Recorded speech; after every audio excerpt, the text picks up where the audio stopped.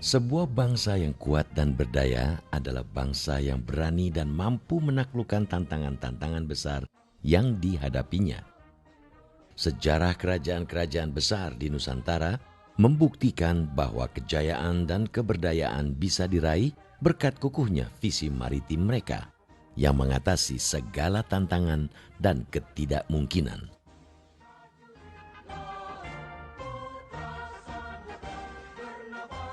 Bukti-bukti prasejarah yang ditemukan di berbagai pelosok Nusantara menunjukkan bahwa nenek moyang penduduk Nusantara adalah bangsa pelaut dan pengembara. Sejak ribuan tahun lalu, mereka sudah mampu menghadapi gelombang besar, melewati Samudra Pasifik dan Samudra Hindia. Kita ini kan bangsa orang pendatang. Gelombang pertama ya itu unsur Melanesia, mulai dari Sumatera, Jawa. Kemudian gelombang itu makin ke kanan, terus ke timur, dan datang gelombang kedua ya Austronesia. Jadi kita ini semua asal muasalnya ya orang pelaut. Nah tapi sebagai ya sejak awal abad Masehi kita ini sudah berlayar juga. Ya. Ketika peradaban Hindu dan Buddha mulai menyebar di Kepulauan Nusantara, sejumlah kerajaan di Nusantara pun aktif melakukan kegiatan maritim, baik intra-insular ataupun ekstra-insular, hingga ke wilayah Asia Tenggara, India, dan Tiongkok. Salah satu relief di Candi Borobudur yang dibangun pada abad ke-7, misalnya, menunjukkan sebuah gambar perahu besar bercadik yang diduga telah jamak dipakai para pelaut Nusantara saat itu. Di dalam relief Candi Borobudur kita akan menemukan 10 relief yang menggambarkan perahu. Walaupun ada polemik bahwa perahu-perahu tersebut mungkin bukan perahu orang Borobudur atau Wangsa Sailendra, tapi perahu pedagang-pedagang yang terlibat dalam perdagangan dengan Wangsa Sailendra. Karena Wangsa Sailendra ini berhubungan dengan kerajaan Sriwijaya. Sejak dulu, Kepulauan Nusantara merupakan wilayah yang kaya dengan komoditas perdagangan. Geoposisi wilayah Nusantara merupakan posisi silang, di mana terdapat jaringan komunikasi dan transportasi maritim. Hal ini ditunjukkan dengan ditemukannya artefak Cina dan India di situs Batu Jaya Karawang, Jawa Barat. Luas wilayah Negara Kesatuan Republik Indonesia saat ini yang terbentang dari Sabang hingga Merauke merupakan refleksi dari perasaan senasib sepenanggungan yang telah lama dialami oleh penduduk Nusantara. Rasa persatuan dan perasaan sebagai bagian dari sebuah bangsa besar ini sudah tertempa berabad-abad, antara lain berkat keberadaan kerajaan-kerajaan maritim besar seperti Sriwijaya dan Majapahit. Sriwijaya merupakan salah satu kerajaan Buddha terbesar di Kepulauan Nusantara yang sukses berjaya pada abad ke-7 hingga ke-13 berkat visi maritimnya. Sriwijaya bisa berkembang karena kerajaan itu menguasai jalur dagang vital Selat Malaka. Waktu itu Cina dan India melakukan hubungan budaya dan juga hubungan dagang harus lewat Selat Malaka. Dan yang lewat Selat Malaka itu adalah para niagawan mau tidak mau mampir di pelabuhan Sriwijaya. Sehingga Sriwijaya berkembang menjadi kerajaan megah di wilayah Indonesia bagian barat. Pengaruhnya juga sama Asia Tenggara, hubungan dagang dengan India dan Cina. Selama masa keemasannya, Sriwijaya menguasai jaringan transportasi dagang, jaringan komoditas, dan jaringan pelabuhan, terutama di sekitar Selat Malaka. Selain itu, pemerintahan kerajaan Sriwijaya juga efektif dan memiliki armada laut yang sangat diperhitungkan. Armada laut Sriwijaya itu sebenarnya ditopang oleh sekelompok perahu-perahu yang tidak terlalu besar, tetapi bercadik. Perahu bercadik itu. Nah, perahu bercadik ini yang kemudian berlayar dari sungai ke sungai, dari seberang menyeberang Selat Malaka. Dan sangat cepat perahu itu. Perahu Sriwijaya yang mengawal Selat Malaka itu lebih kecil dengan cadik yang sangat stabil. Dan sangat ditakuti armada Sriwijaya itu. Catatan sejarah tentang Sriwijaya lebih banyak kita ketahui dari berita-berita Cina. Oh, San Fotsi katanya, kata Cina. Ya. dan juga dari berita dari India dan juga dari Kamboja. Ya. Bahkan yang disebut Maharaja itu raja di Kamboja, ada berita tentang seorang Maharaja namanya itu Raja Sriwijaya.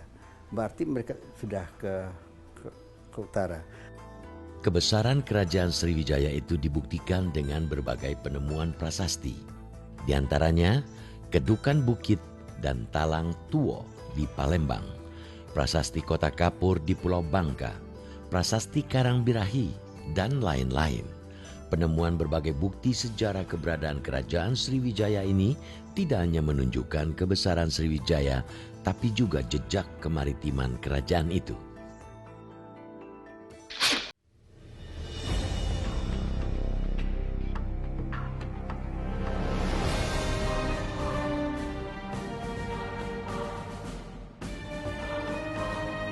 Pasca berakhirnya kejayaan Sriwijaya, kejayaan maritim spektakuler juga diraih oleh kerajaan Majapahit yang berpusat di Trowulan Mojokerto, Jawa Timur. Kejayaan maritim Majapahit dengan wilayah kekuasaan hampir menjangkau seluruh wilayah Nusantara dan sebagian wilayah Asia Tenggara ini terutama dicapai semasa kekuasaan Raja Hayam Wuruk dengan patihnya yang sangat terkenal, Gajah Mada. Majapahit jaya karena beberapa perkara. Yang pertama, adanya kestabilan pemerintahan. Jadi pada waktu pemerintahan Hayam Wuruk dengan Mahapati Gajah Mada dan seperangkat menteri-menterinya itu, Majapahit berada dalam kestabilan yang luar biasa. Yang kedua, adanya aktivitas maritim yang sedang merebak di abad 14 di wilayah Asia Tenggara dan juga wilayah Nusantara. Yang ketiga, adanya pengakuan internasional. Pengakuan internasional dari Asia Tenggara, kerajaan-kerajaan Asia Tenggara, India dan Cina itu lebih banyak ke Majapahit. Sejumlah kronik di beberapa wilayah di Asia Tenggara seperti Sukodaya, Thailand, dan Pegu, Myanmar mencatat kehadiran kapal-kapal dan pelaut-pelaut Jawa sebagai manifestasi kejayaan negara maritim Majapahit yang menjadi pusat dan budaya serta peradaban Nusantara.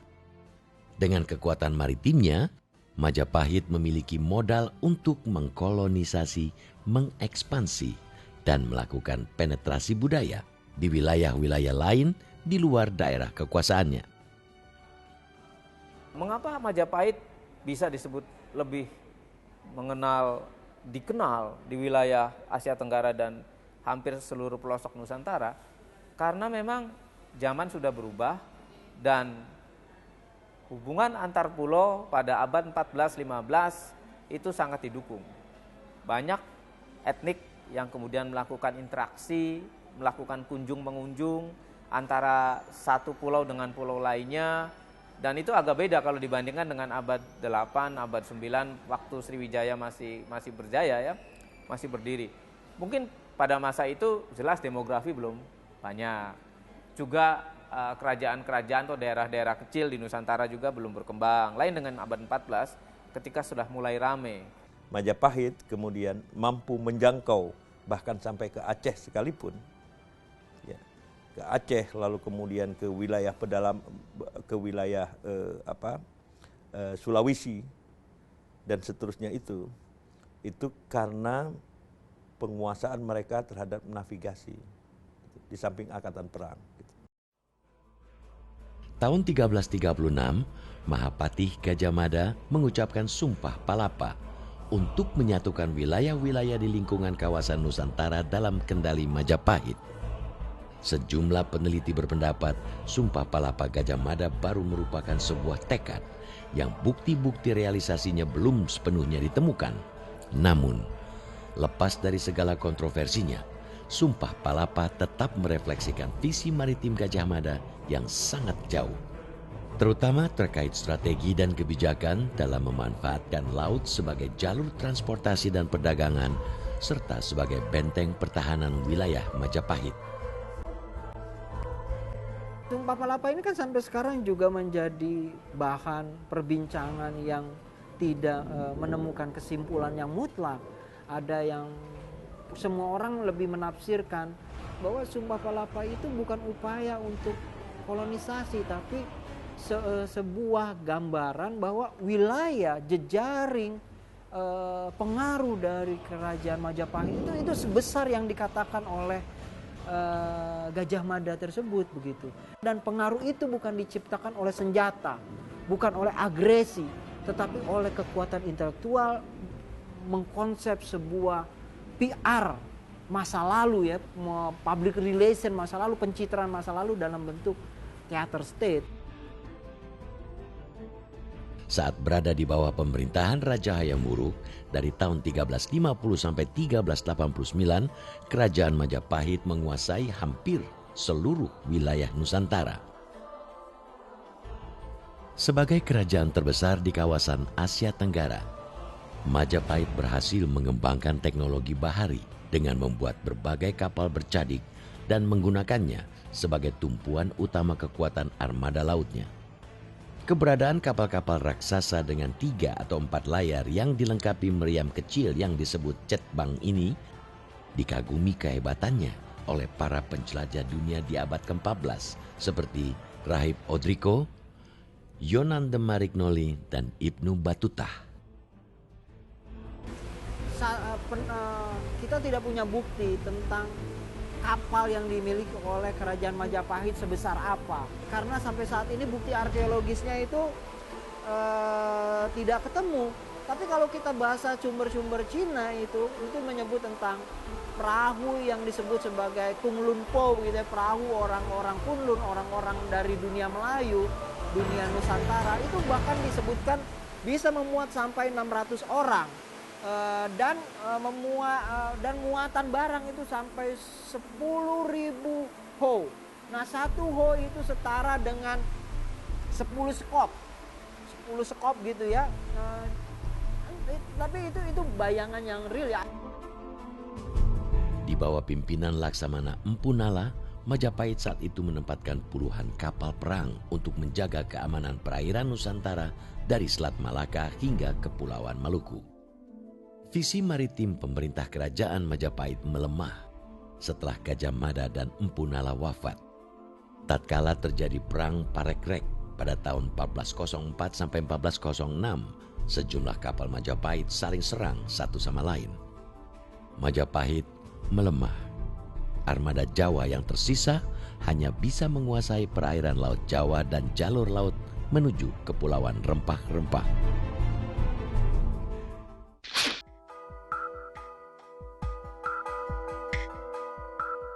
Selepas runtuhnya Majapahit, kejayaan maritim sempat diambil alih Kesultanan Demak dengan kota Juwana sebagai bandar pelabuhannya. Namun, kekuatan armada laut kerajaan Demak tidak pernah mencapai taraf sebesar dan sejaya armada laut Majapahit.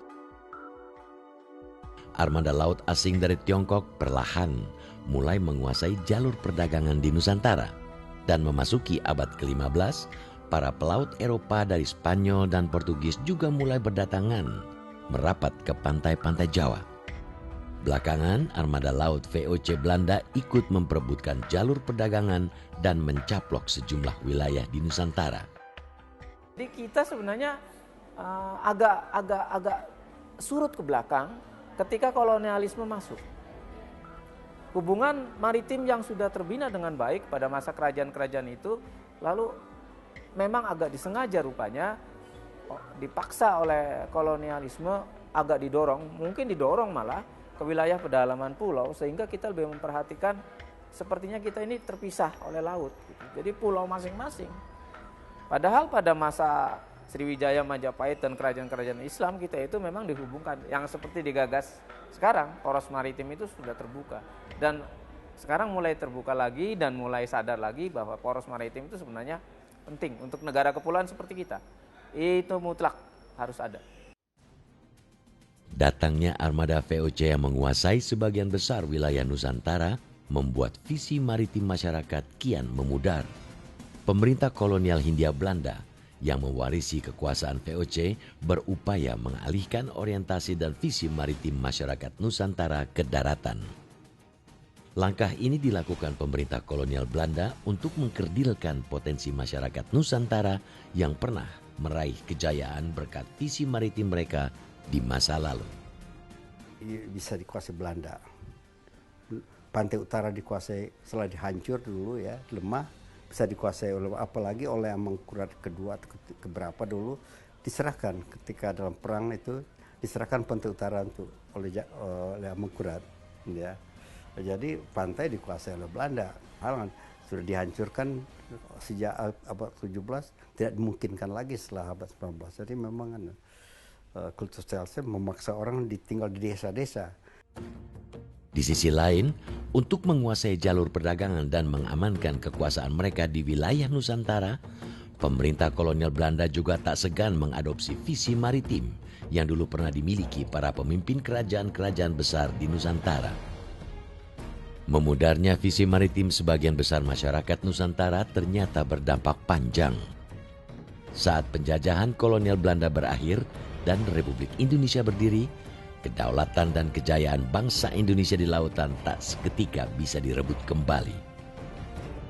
Kesalahan terbesar kita ya pada abad ke-17 itu adalah meninggalkan laut. Gitu. Kalau itu kita lihat di dalam perspektif Jawa gitu. Nah, tetapi kalau kita lihat pada negara-negara di luar Jawa, misalnya mulai dari Aceh sampai dengan Sulawesi, itu Anda akan lihat bahwa masa jayanya laut itu masih cukup lama berkembang. Gitu. Tetapi yang terjadi karena munculnya kekuatan darat ya, namanya inland state ya, negara pedalaman itu tadi dengan dukungan demografis yang luar biasa, maka lama-lama kemudian jiwa bahari itu hilang. Gitu. Visi maritim bangsa Indonesia sebagai bangsa pelaut dan kesadaran bahwa laut adalah sumber kekayaan dan kemakmuran sudah sepatutnya terus dijaga dan dikenali. Visi yang telah lama dilupakan ini kini terus menunggu untuk dihidupkan dan dikobarkan kembali.